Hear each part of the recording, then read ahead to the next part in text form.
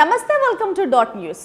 జయప్రకాష్ నారాయణ అదే జేపీ తెలుగు రాష్ట్రాల మేధావుల్లో ఒకరు. ఐఏఎస్గా ప్రజలకు సేవ చేసి ఇంకా సేవ చేయాలన్న ఉద్దేశంతో అవినీతి రహిత రాజకీయాలంటూ లోక్సత్తా పార్టీని స్థాపించి విఫలమై సైలెంట్ అయ్యారు. అలాంటి జేపీ ఏపీ ఎన్నికల వేళ ఎన్డీఏ కూటమికి తన మద్దతంటూ ప్రకటించి వార్తలకెక్కారు. కాదు విమర్శల పాలయ్యారు. ఒక మంచి అడ్మినిస్ట్రేటర్గా, రాజనీతిజ్ఞుడిగా, రాజకీయవేత్తగా జయప్రకాష్ నారాయణ అంటే అందరికీ గౌరవం. ప్రభుత్వాలు తీసుకునే ఏ నిర్ణయాలపైన అయినా ప్రజల పక్షంగా నిర్మోహమాటంగా జేపీ తన అభిప్రాయాలను వెల్లడిస్తూ ఉంటారు. మంచి సూచనలు చేస్తారు. అలాంటి జేపీ ముందు వెల్లడించిన అభిప్రాయాలను మార్చుకొని ఊసరవెల్లి రాజకీయ నేతగా మారడాన్ని ప్రజలు అసహ్యించుకుంటున్నారు. ఎన్నికలు సమీపిస్తున్న తరుణంలో ఒక కూటమిని భుజాన మోస్తున్నట్లు జేపీ చెబుతున్న మాటలు విస్మయాన్ని కలిగిస్తున్నాయి.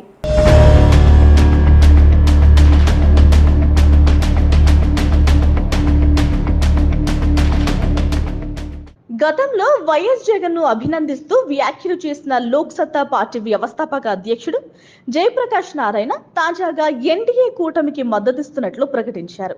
సంక్షేమం ఒక్కటే సుపరిపాలన అందించదని, అభివృద్ధి సంక్షేమం సమతూకంలో ఉండాలని కొత్త రాగం అందుకున్నారు జేపీ. ప్రజలు ఆలోచించి నిర్భయంగా ఓటు వేయాలని కోరడం మంచిదే గాని, వైసీపీ ప్రభుత్వం తీసుకున్న నిర్ణయాలు, చేస్తున్న పనులను ఆకాశానికి ఎత్తిన జేపీని సడన్ గా కాడి వదిలి మాట మార్చడం వెనుక మతలబు ఏమై ఉంటుందా అని ప్రజలే ఆలోచిస్తున్నారు. జేపీ గతంలో వైఎస్ జగన్ పాలన మీద ప్రశంసలు కురిపించారు. విద్య, వైద్య రంగాలలో ఆంధ్రప్రదేశ్ ప్రభుత్వం అవలంబిస్తున్న విధానాలను జేపీ మెచ్చుకున్నారు. ఫ్యామిలీ డాక్టర్ వంటి విధానాలను సైతం ఆయన అభినందించారు. పేద ప్రజల సంక్షేమానికి ఖచ్చితంగా డబ్బు ఖర్చు పెట్టాలన్న జేపీ ఏపీలో మధ్యవర్తుల ప్రమేయం, లంచాల అవసరం లేకుండా చివరి గడపకు కూడా సంక్షేమ పథకాల లబ్ధి అందుతోందని వాలంటీర్ల వ్యవస్థ పైన ఆయన ప్రశంసలు కురిపించారు.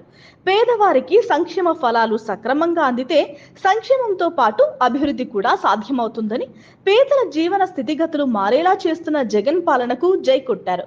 విద్యా విధానంలో జగన్ ప్రభుత్వం అమలు చేస్తున్న నాడు నేడు పథకాన్ని, తద్వారా జరుగుతున్న పాఠశాలల అభివృద్ధిని జేపీ మెచ్చుకున్నారు. అలాగే వైఎస్ జగన్ ను జేపీ ఓ సందర్భంలో కలవడంతో ఆయన వైసీపీలోకి చేరుతారనే ప్రచారం కూడా జరిగింది.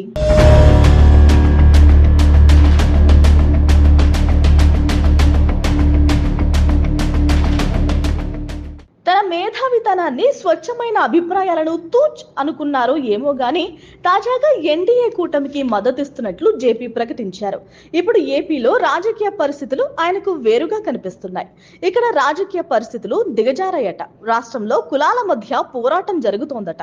మంచి పరిపాలన అంటే సంక్షేమం మాత్రమే కాదు, దానితో పాటు అభివృద్ధి కూడా కావాలంటూ ఇప్పుడు జేపీ చెబుతున్న మాటలకు అందరూ చెవులు మూసుకుంటున్నారు.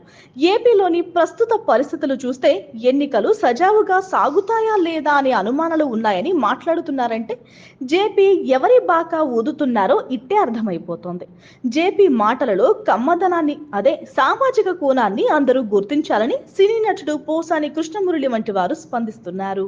మొన్నటిదాకా నీతులు చెప్పిన జేపీ తన సామాజిక వర్గం, అదే కమ్మ కులం నేత చంద్రబాబు పార్టీ, తెలుగుదేశం పార్టీ ఓడిపోయే పరిస్థితి ఉండటంతో రూట్ మార్చారన్నది అందరూ చెబుతున్న మాట.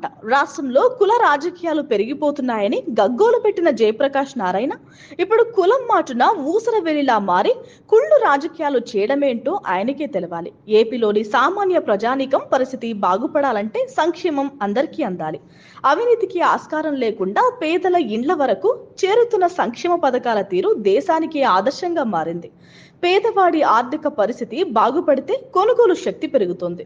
తద్వారా రాష్ట్ర, దేశ ప్రగతికి కారణమవుతుంది. ఇవన్నీ జేపీ గతంలో చెప్పిన మాటలే. ఏదేమైనా మేధావి వర్గానికి చెందిన జేపీ మారాలి. వైసీపీ పాలన మెచ్చుకోవాలని కాదు, నిజాలని నిర్భయంగా చెబితే మంచిది. Please subscribe dot news.